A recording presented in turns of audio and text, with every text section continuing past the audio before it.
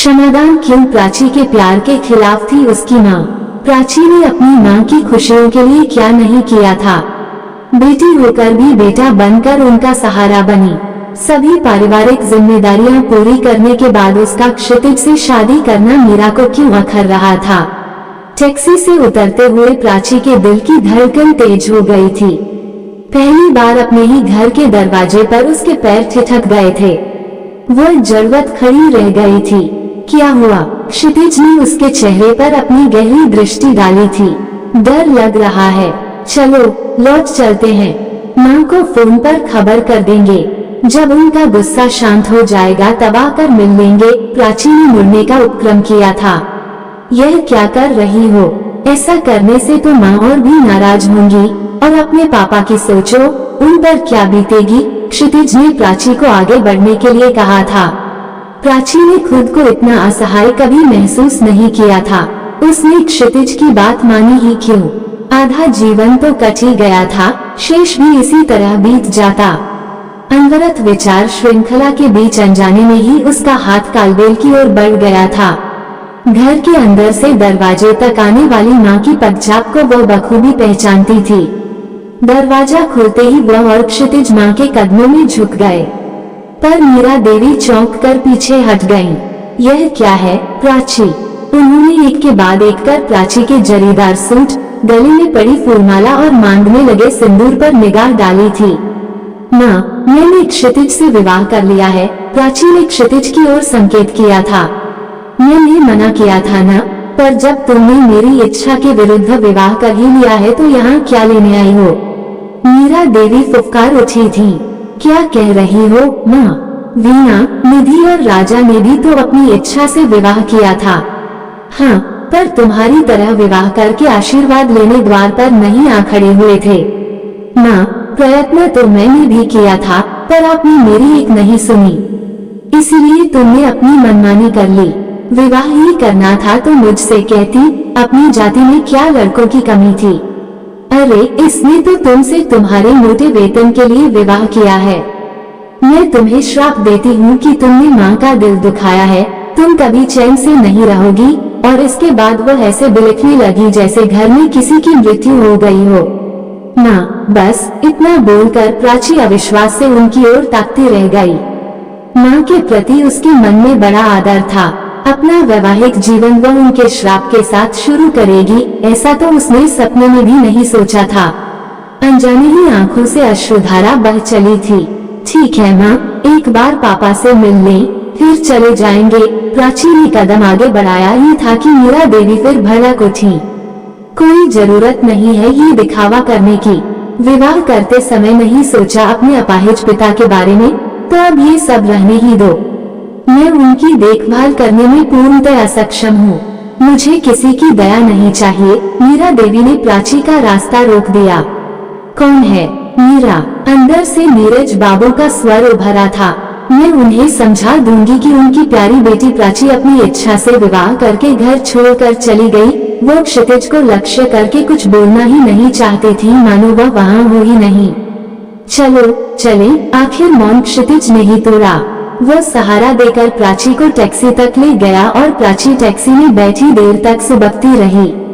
क्षितिज लगातार उसे चुप कराने की कोशिश करता रहा। देखा तुमने क्षितिज, पापा को पक्षाघात होने पर मैंने पढ़ाई छोड़कर नौकरी की। आगे की पढ़ाई सांध्य विद्यालय में पढ़कर पूरी की। निधि, राजा, प्रवीण, वीणा की पढ़ाई का भार, पापा के इलाज के साथ साथ घर के अन्य खर्चों को पूरा करने में मैं तो जैसे मशीन बन गई थी। मैंने अपने बारे में कभी सोचा ही नहीं। निधि, राजा और वीणा ने नौकरी करते ही अपनी इच्छा से विवाह कर लिया। तब तो माँ ने दोस्तों संबंधियों को बुलाकर विधि विधान से विवाह कराया, दावत दी। पर आज मुझे देखकर उनकी आंखों में खून उतर आया। आशीर्वाद देने की जगह श्राप दे डाला। आक्रोश से प्राची का गला रुंध गया और वह फिर से फूट फूट कर रोने लगी। शांत हो जाओ प्राची, हमारे जीवन का सुख चैन किसी के श्राप या वरदान पर नहीं, हमारे अपने नजरिए पर निर्भर करता है। क्षितिज ने समझाना चाहा था, पर सच तो ये था कि माँ के व्यवहार से वह भी बुरी तरह आहत हुआ था। अपने फ्लैट के सामने पहुंचते ही क्षितिज ने फ्लैट की चाबी प्राची को थमा दी और बोला, यही है अपना गरीबखाना। प्राची ने चारों ओर निगाह डाली, घूम कर देखा और मुस्कुरा दी। डबल बेडरूम वाला छोटा सा फ्लैट बड़े सुरुचिपूर्ण ढंग से सजाया गया था। प्राची ड्राइंग रूम में पड़े सोफे पर पसर गई। मन का बोझ कम होने का नाम ही नहीं ले रहा था। मन अजीब से अपराधबोध से पीड़ित था। पता नहीं क्षितिज से विवाह का उसका फैसला सही था या गलत। हर ओर से उठते सवालों की बौछार से भयभीत होकर उसने आंखें मूंद ली तो पिछले कुछ समय की यादें उसके मन रूपी सागर तट से टकराने लगी थीं। तुम जियो हजारों साल, साल के दिन हो 50,000। उस दिन प्राची ने अपने जन्मदिन का केक काटकर मोमबत्तियां बुझाई ही थी कि पूरा कमरा इस गीत की धुन से गूंज उठा था। क्षितिज ने ऊपर लगा बड़ा सा गुब्बारा फोड़ दिया था। उसमें से रंग बिरंगे कागज के फूल उसके ऊपर और पूरे कमरे में बिखर गए थे। उसके सभी सहकर्मियों ने करतल ध्वनि के साथ उसे बधाई दी थी और गीत गाने लगे थे। जन्मदिन की चहल पहल धूमधाम के बीच शाम कैसे बीत गई थी पता ही नहीं चला था। अपने सहकर्मियों को उसने इसी बहाने आमंत्रित कर लिया था। उसकी बहन वीना और निधि तथा भाई राजा और प्रवीण में से कोई एक भी नहीं आया था। प्रवीण तो अपने कार्यालय के काम से सिंगापुर गया हुआ था, पर अन्य सभी तो इसी शहर में थे। सभी अतिथियों को विदा करने के बाद प्राची निढाल होकर अपने कक्ष में पड़ी सोच रही थी कि चलो इसी बहाने सहकर्मियों को घर बुलाने का अवसर तो मिला, वरना तो इस आयु में किसका मन होता है जन्मदिन मनाने का। एक और वर्ष जुड़ गया उसकी आयु के खाते में। आज पूरे 35 वसंत देख लिए उसने। अंधकार में आंखें खोलकर प्राची शून्य में ताक रही थी। अनेक तरह की आकृतियां अंधेरे में आकार ले रही थी। वे आकृतियां जिनका कोई अर्थ नहीं था, ठीक उसके जीवन की तरह। प्राची, ओ प्राची, तभी माँ का स्वर गूंजा था। क्या है माँ? बेटी सो गई क्या?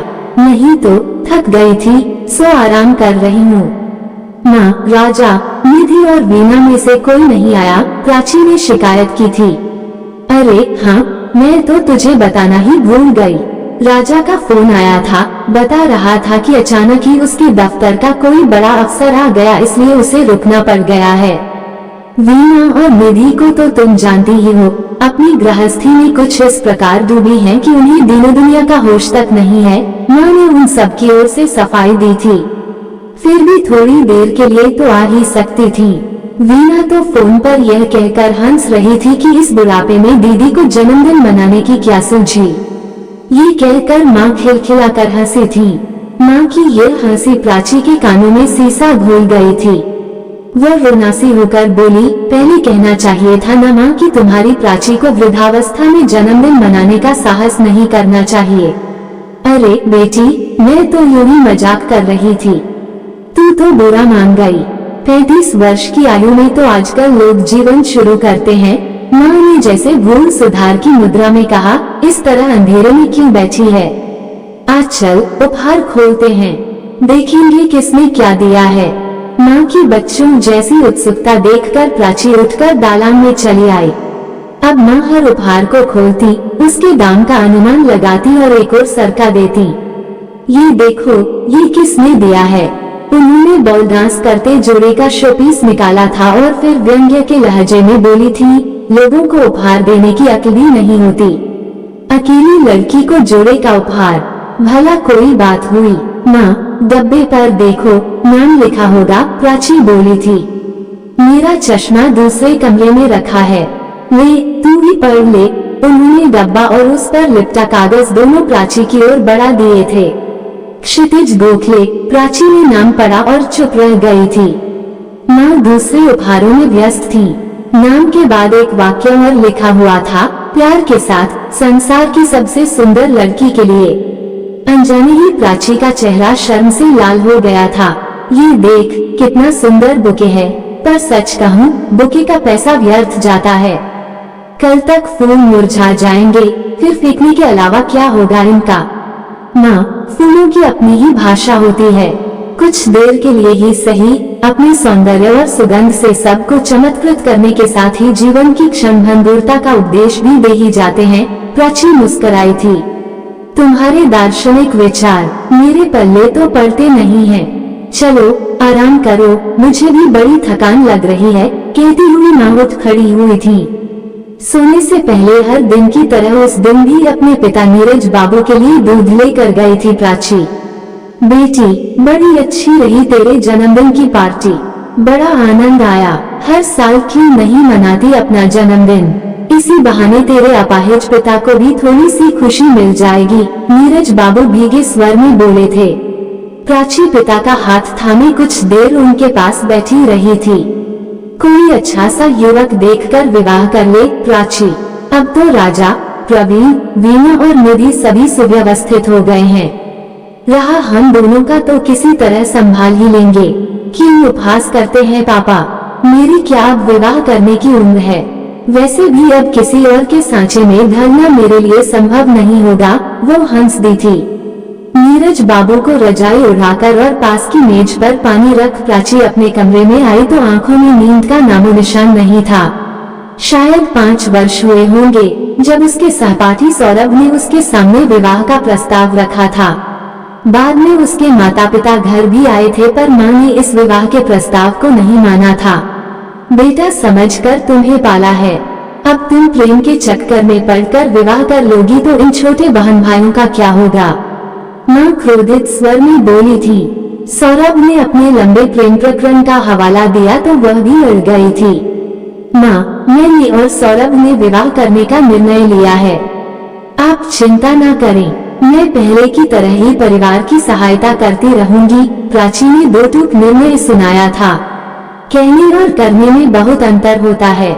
विवाह के बाद तो बेटे भी पराये हो जाते हैं, फिर बेटियां तो होती ही हैं पराया धन, और इसके बाद तो माँ अनशन पर ही बैठ गई थी।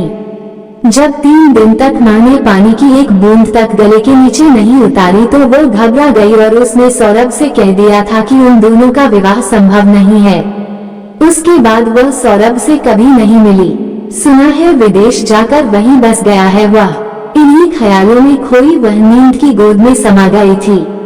जन्मदिन के अगले ही दिन क्षितिज ने बड़े नाटकीय अंदाज में उसके सामने विवाह प्रस्ताव रख दिया था। तुम होश में तो हो क्षितिज, तुम मुझसे कम से कम 3 वर्ष छोटे हो, तुम्हारे माता पिता क्या सोचेंगे? माता पिता नहीं है, भैया भाभी हैं और उन्हें मैं अच्छी तरह जानता हूँ। मैं मना लूंगा उन्हें, तुम अपनी बात कहो। मुझे तो लगता है कि हम मित्र ही बने रहे तो ठीक है।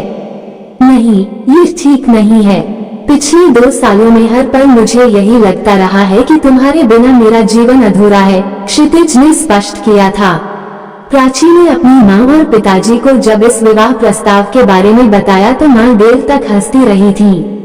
उनकी ठहाकेदार हंसी देखकर प्राची भौचक रह गई थी। इसमें इतना हंसने की क्या बात है माँ? वो पूछ बैठी थी। हंसने की नहीं तो क्या रोने की बात है? तुम्हें क्या लगता है वह तुमसे विवाह करेगा? तुम ही कह रही हो कि वह तुमसे 3 साल छोटा है। क्षितिज इन सब बातों को नहीं मानता। हाँ, वो क्यों मानेगा? वो तो तुम्हारे मोटे वेतन के लिए विवाह कर ही लेगा, पर यह विवाह चलेगा कितने दिन? क्या कह रही हो माँ? क्षितिज की कमाई मुझसे कम नहीं है और क्षितिज आयु के अंतर को खास महत्व नहीं देता, तो फिर देर किस बात की है? जाओ, जाकर शान से विवाह रचाओ। माता पिता की चिंता तो तुम्हें है नहीं। मुझे तो इस प्रस्ताव में कोई बुराई नजर नहीं आती, नीरज बाबू ने कहा। तुम्हें दीने दुनिया की कुछ खबर भी है? लोग कितने स्वार्थी हो गए हैं। माँ ने ये कहकर पापा को चुप करा दिया था। क्षितिज नहीं माना। लगभग 6 माह तक दोनों के बीच तर्क वितर्क चलते रहे थे। आखिर दोनों ने विवाह करने का निर्णय लिया था, लेकिन विवाह कर प्राची के घर जाने पर दोनों का ऐसा स्वागत होगा, ये क्षितिज तो क्या प्राची ने भी नहीं सोचा था। जाने अभी और कितनी देर तक प्राची अतीत के विचारों में खोई रहती अगर क्षितिज ने झकझोरकर उसकी तंद्रा भंग न की होती। क्या हुआ, सो गई थी क्या? लीजिए गर्मा गर्म कॉफी। क्षितिज ने जिस नाटकीय अंदाज में कॉफी का प्याला प्राची की ओर बढ़ाया उसे देखकर वह हंस पड़ी। तुम कॉफी बना रहे थे, मुझसे क्यों नहीं कहा? मैं भी अच्छी कॉफी बना लेती हूँ। क्यों, मेरी कॉफी अच्छी नहीं बनी क्या? नहीं, कॉफी तो अच्छी है, पर तुम्हारे घर पहली कॉफी। मुझे बनानी चाहिए थी, प्राची शर्माते हुए बोली। सुनो, हमारी बहस में तो ये कॉफी ठंडी हो जाएगी। ये कॉफी खत्म करके जल्दी से तैयार हो जाओ। आज हम खाना बाहर खाएंगे। हाँ, लौटकर गांव जाने की तैयारी भी हमें करनी है। भैया भाभी को मैंने अपने विवाह की सूचना दी तो उन्होंने तुरंत गांव आने का आदेश दे दिया। ठीक है, जो आज्ञा महाराज। कॉफी समाप्त होते ही आपकी आज्ञा का अक्षरश पालन किया जाएगा, प्राची भी उतने ही नाटकीय स्वर में बोली थी। दूसरे ही क्षण दरवाजे की घंटी बजी और दरवाजा खोलते ही सामने प्राची और क्षितिज के सहयोगी खड़े थे। बधाई हो के स्वर से सारा फ्लैट गूंज उठा था और फिर दूसरे ही क्षण उलाहनों का सिलसिला शुरू हो गया।